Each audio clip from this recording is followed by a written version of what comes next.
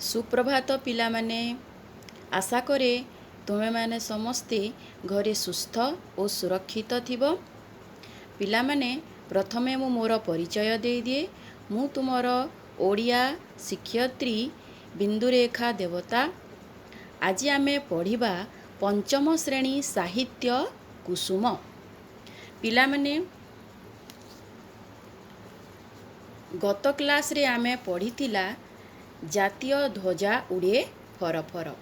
आज आमे पढ़िबा द्वितीय पाठ उपयुक्त बेश पकाई आस। उपयुक्त बेश पकाई आस। पिला माने एठी आमे क्लास वर्क लिखी निज आजिर डेट दे देबा। तापरे आमे पढ़िबा उपयुक्त बेश पकाई आस। एहार लेखक होउछंती मनोज दास। लेखक होउछंती मनोज दास। मनोज दास एही पाठरे आमको बहुत गुड़िए ज्ञान देइछंती। मनीषत्व विषय रे बहुत गुड़िए ज्ञान से देइछंती। एही पाठ को पढ़िले, एही कहानी को पढ़िले आमे आम व्यवहार रे आम मनरे किपरि नम्रता आनिले आमे गोटे उत्तम पुरुष होई पारिबा से विषय रे एही कहानी रे मनोज दास आमको बुझाई छंती। आस पिले पढ़िबा। गोटिए राज्य जय कले राजा तांको पोशाकरे खंडिए नुआ हीरा लगांती। राज्य परे राज्य चारि छ राज्य जय करी पगड़ी ओ परिधेयरे चारि छ चेका हीरा झलसाई राजा निज नअर को प्रत्यावर्तन करुथिले। राजा गोटिए परे गोटिए राज्य जय करी से तांको पोशाकरे गोटिए नूतन हीरा सजाई ताकू झलसाई से निज नगर को प्रत्यावर्तन करुथिले, माने निज राज्य को से फेरुथिले।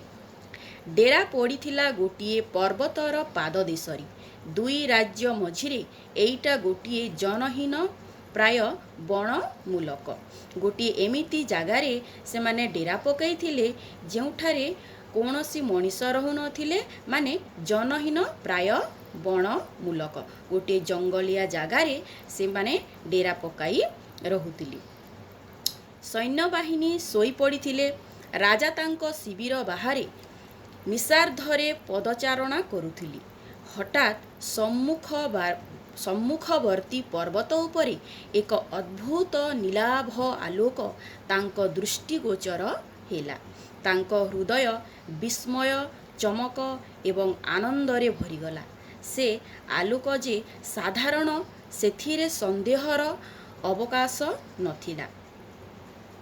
से आलोक जे असाधारण सेथिरे संदेहर अवकाश नथिला। विस्मित राजा मंत्री को निदरु उठाइले ओ से आलोक देखाइले।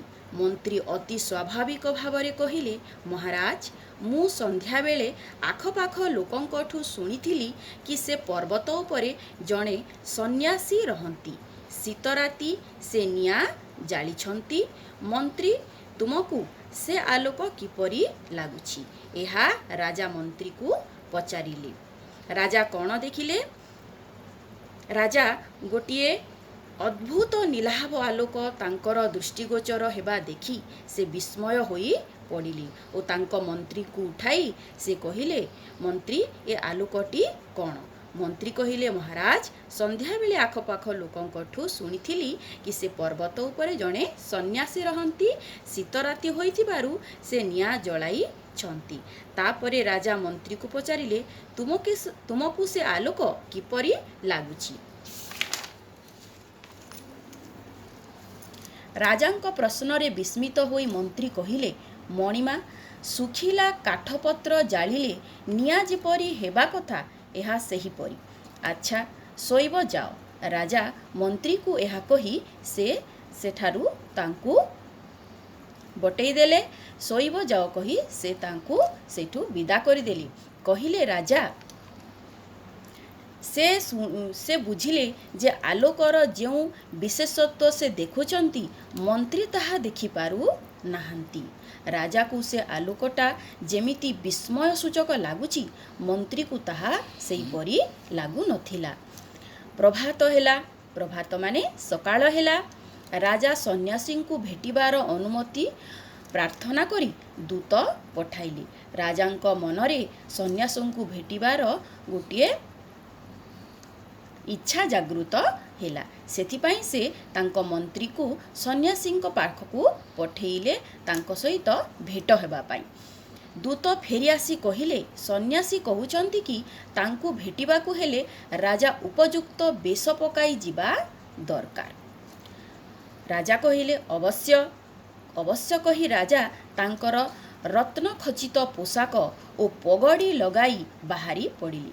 ସେ ପର୍ବତ ଅଧା ଚଢ଼ିବା ବେଳକୁ ସନ୍ନ୍ୟାସୀଙ୍କର ଜଣେ ଚେଲା ଆସି କହିଲେ, ଗୁରୁଦେବ ମଣିମାଙ୍କୁ ଦୂରରୁ ଦେଖିଛନ୍ତି। ସେ କହିଲେ କି ଆପଣ ଉପଯୁକ୍ତ ବେଶ ପକାଇ ଆସିବା ଦରକାର। ତ ସନ୍ନ୍ୟାସୀ ଜଣକ ରାଜାଙ୍କୁ ଦୂରରୁ ଦେଖିପାରିଥିଲେ ଓ ସେ ଦୂରରୁ ଦେଖି ତାଙ୍କ ଜଣେ ଶିଷ୍ୟଙ୍କୁ ସେ ପଠାଇ କହିଲେ, ରାଜାଙ୍କୁ କହିବ ଯାଅ ଯେ ସେ ଉପଯୁକ୍ତ ବେଶ ପକାଇ ଆସିବି। ସେ ରାଜା କହିଲେ, ଅବଶ୍ୟ। ଏହା କହି ରାଜା ତାଙ୍କର ରତ୍ନଖଚିତ ପୋଷାକ ପଗଡ଼ି ଲଗାଇ ବାହାରି ପଡ଼ିଲେ। ସେ ପର୍ବତ ଅଧା ଚଢ଼ିବା ବେଳକୁ ସନ୍ନ୍ୟାସୀଙ୍କର ଜଣେ ଚେଲା ଆସି କହିଲେ, ଗୁରୁଦେବ ମଣିମା ଆପଣଙ୍କୁ ଦୂରରୁ ଦେଖୁଛନ୍ତି। ସେ କହିଲେ କି ଆପଣ ଉପଯୁକ୍ତ ବେଶ ପକାଇ ଆସିବା ଦରକାର। ରାଜା ନୀରବରେ ଶିବିରକୁ ଆସି ରତ୍ନ ପୋଷାକ ଉତାରି ଜଣେ ସାଧାରଣ ନାଗରିକର ପୋଷାକ ପିନ୍ଧିଲେ ଓ ନିଜକୁ ନିଜେ କହିଲେ, ବାସ୍ତବିକ ରାଜପୋଷାକରେ ସନ୍ନ୍ୟାସୀଙ୍କ ପାଖକୁ ଯିବାକୁ ବାହାରିବାଟା ବୋକାମି ଛଡ଼ା ଆଉ କ'ଣ? ତ ରାଜାଙ୍କ ମନରେ ସେ ବିଚାର କଲେ ଯେ ଗୋଟିଏ ସନ୍ନ୍ୟାସୀକୁ ଯଦି ଆମେ ଭେଟିବାକୁ ଯିବା ତାହେଲେ ରାଜପୋଷାକ ନ ପିନ୍ଧି ଆମେ ସାଧାରଣ ପୋଷାକରେ ତାଙ୍କୁ ଭେଟିବା ନିହାତି ଆବଶ୍ୟକ ଓ ରାଜପୋଷାକ ପିନ୍ଧିବାଟା ହେଉଛି ଗୋଟିଏ ବୋକାମି। ସେ ପର୍ବତ ଚଢ଼ିବାକୁ ଆରମ୍ଭ କରନ୍ତେ ପୁଣି ଜଣେ ଚେଲା ଆସି କହିଲେ, ମହାରାଜ ଗୁରୁଦେବ କହୁଛନ୍ତି କି ଆପଣ ଉପଯୁକ୍ତ ବେଶରେ ଆସନ୍ତୁ। ରାଜା ଅଗତ୍ୟା ତମ୍ବୁକୁ ଫେରିଲେ ଓ ଏଥର ଗେରୁଆ ଲୁଗାପଟା ଯୋଗାଡ଼ କରି ପିନ୍ଧି ପୁଣି ପର୍ବତ ଚଢ଼ିବାକୁ ଆରମ୍ଭ କଲେ। ରାଜା ପୁଣି ତାଙ୍କର ତମ୍ବୁକୁ ଫେରି ଆସିଲେ ଓ ସେହି ସାଧାରଣ ପୋଷାକ ଉତାରି ସେ ଗେରୁଆ ବସ୍ତ୍ର ଧାରଣ କରି ପୁଣି ପର୍ବତ ଚଢ଼ିବାକୁ ଆରମ୍ଭ କଲେ। ମହାରାଜ ଗୁରୁଦେବ କହିଲେ କି ଆପଣ ଉପଯୁକ୍ତ ବେଶ ପକାଇ ଆସନ୍ତୁ। ତୃତୀୟ ଚେଲାଟାଏ ତାଙ୍କୁ ଆସି କହିଲା। ପୁଣି ତୃତୀୟ ଚେଲାଟି ଆସିକି କହିଲା, ମହାରାଜ ଆପଣ ଉପଯୁକ୍ତ ବେଶ ପକାଇ ଆସନ୍ତୁ। ରାଜା କାନ୍ଦ ଦେଖାଗଲେ। ମନ୍ତ୍ରୀ ତାଙ୍କ କାନରେ କହିଲେ, ମହାରାଜ ସେ ଉଦ୍ଧତ ସାଧୁକୁ ଏହି କ୍ଷଣି ଧରି ଆଣି ଆପଣଙ୍କ ଆଗରେ ହାଜର କରିଦେବି। ରାଜା ଧୀର କଣ୍ଠରେ କହିଲେ, ମନ୍ତ୍ରୀ କେତେ ରାଜା ମହାରାଜକୁ ବନ୍ଦୀ କରି ତ ମୋ ଆଗରେ ତୁମେ ଓ ସେନାପତି ହାଜର କରିଛ। ଜଣେ ନିରସ୍ତ୍ର ନିର୍ବାକ ସାଧୁଙ୍କୁ ଧରି ଆଣିବାରେ ବାହାଦୁରୀ କ'ଣ? ରାଜା ବିନମ୍ର ହୋଇ କହିଲେ ମନ୍ତ୍ରୀକୁ।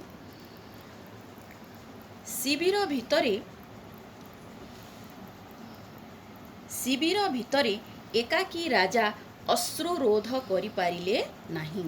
ବାସ୍ତବିକ ଆଜିଯାଏ ସେ ନିଜକୁ କେଡ଼େ ପ୍ରଭାବଶାଳୀ କ୍ଷମତାଶାଳୀ ମନେକରି ଆସିଥିଲେ।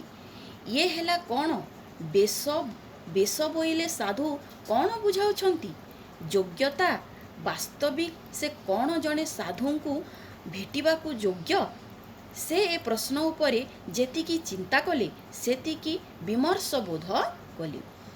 ଏହାର ଅର୍ଥ ହେଉଛି ଶିବିର ଭିତରେ ରାଜା ଏକାକୀ ବସି କାନ୍ଦି ପାରିଲେ ନାହିଁ ଓ ସେ ମନେ ମନେ ଚିନ୍ତା କଲେ ଯେ ବାସ୍ତବିକରେ ସନ୍ନ୍ୟାସୀଟି ମୋତେ ଉପଯୁକ୍ତ ବେଶ ପକାଇ ଆସ କହିବା ଅର୍ଥ କ'ଣ? କ'ଣ ମୋର ଯୋଗ୍ୟତା ନାହିଁ ଜଣେ ସନ୍ନ୍ୟାସୀକୁ ଭେଟିବା? ମୁଁ କ'ଣ ତାଙ୍କୁ ଭେଟିବାର ଯୋଗ୍ୟ ନୁହେଁ? ସେ ଏ ପ୍ରଶ୍ନ ଉପରେ ଯେତିକି ଚିନ୍ତା କଲେ ସେତିକି ବିମର୍ଷ ବୋଧ କଲେ। ଅର୍ଥାତ୍ ଜୀବନରେ ସେ ଯେତେ ବିଜୟ ପ୍ରାପ୍ତି କରିଛନ୍ତି, ଯେତେ ମୁଣ୍ଡକାଟ କରି ତଳେ ଲୋଟାଇଛନ୍ତି, ସେ ସବୁ ତାଙ୍କୁ ଅନ୍ୟମାନଙ୍କ ଆଖିରେ ବିରାଟ କରି ଥାଇପାରି କିନ୍ତୁ ସାଧୁଙ୍କ ଆଖିରେ ସେ ଅଯୋଗ୍ୟ।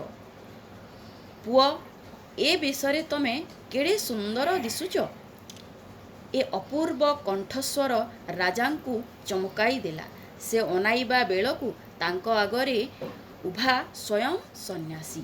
ଯେତେବେଳେ ରାଜା ଏସବୁ ବିଷୟରେ ଚିନ୍ତା କରୁଥିଲେ ଯେ ସେହି ସନ୍ନ୍ୟାସୀକୁ ଭେଟିବା ପାଇଁ ସେ ଜଣେ ଅଯୋଗ୍ୟ ଅଟନ୍ତି, ସେତେବେଳେ ସନ୍ନ୍ୟାସୀଟି ଆଲୋକମୟ ହୋଇ ତାଙ୍କ ଆଗରେ ଉଭା ହୋଇଗଲେ। ଅପୂର୍ବ କଣ୍ଠସ୍ୱର ରାଜାଙ୍କୁ ଶୁଣିବାକୁ ମିଳିଲା। ସେ ଅନାଇବା ବେଳକୁ ତାଙ୍କ ଆଗରେ ଉଭା ହେଲେ ସ୍ୱୟଂ ସେହି ସନ୍ନ୍ୟାସୀ। ରାଜା ତାଙ୍କ ପାଦରେ ଲୋଟିଗଲେ। ସନ୍ନ୍ୟାସୀ ତାଙ୍କୁ ଉଠାଇ କୁଣ୍ଢାଇ ପକାଇ କହିଲେ, ହୃଦୟରେ ଏହିଭଳି ନମ୍ରତା ବୋଧଠୁ ବଳି ସୁନ୍ଦର ସାଜ ଆଉ କିଛି ନାହିଁ। ମହାଭାଗ, ମୁଁ କେଡ଼େ ମୂର୍ଖ ଥିଲି। ରାଜ୍ୟ ପରେ ରାଜ୍ୟ ଜୟ କରି ନିଜକୁ ଗୌରବାନ୍ୱିତ ବୋଧ କରୁଥିଲି।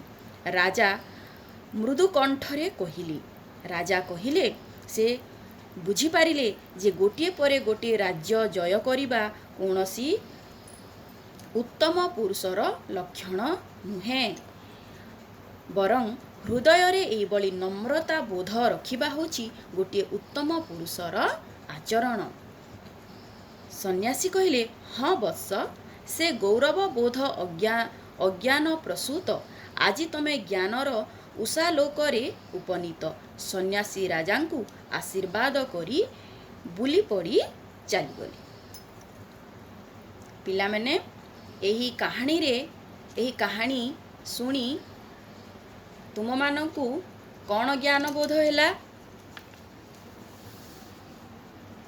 ତ ପିଲାମାନେ, ଏହି କାହାଣୀରୁ ଆମେ ଏହା ଜାଣିପାରିଲା ଯେ ମୂଲ୍ୟବାନ ପୋଷାକ ଓ ଅଳଙ୍କାର ଆଭୂଷଣ ଯେ ମନୁଷ୍ୟର ଉପଯୁକ୍ତ ବେଶ ନୁହେଁ, ନମ୍ରତା ବୋଧ ହିଁ ସୁନ୍ଦର ବେଶ ଅଟେ। ଆମର ହୃଦୟରେ, ଆମର ବ୍ୟବହାରରେ, ଆମର ବାକ୍ୟରେ ଆମେ ଯେତେ ନମ୍ରତା ଆଣିପାରିବା, ଆମେ ସେହିପରି ଗୋଟିଏ ଉତ୍ତମ ପୁରୁଷ ହୋଇପାରିବା। ତ ମୂଲ୍ୟବାନ ପୋଷାକ ଓ ମୂଲ୍ୟବାନ ଗହଣା ପିନ୍ଧି କେହି କେବେ ଉତ୍ତମ ପୁରୁଷ ଓ ଗୋଟିଏ ସୁଜନ ହୋଇପାରେ ନାହିଁ। ସେ ନିଜର ମନରେ ଓ ନିଜ ହୃଦୟରେ, ନିଜ ଆଚରଣରେ ନମ୍ରତା ରଖିଲେ ସେ ଜଣେ ଉତ୍ତମ ପୁରୁଷ ହୋଇପାରିଥାଏ। ପିଲାମାନେ, ଏଠି କଠିନ ଶବ୍ଦର ଅର୍ଥଗୁଡ଼ିକ ଦିଆଯାଇଛି। ଏସବୁ ତୁମେ ନିଜ ଖାତାରେ ଥରେ ଲେଖାଏଁ ଲେଖିବ ଓ ଏହି ପାଠକୁ ପୁଣି ଥରେ ପଢ଼ି ବୁଝିବାକୁ ଚେଷ୍ଟା କରିବ। ଆଜି ପାଇଁ ଏତିକି ପିଲାମାନେ।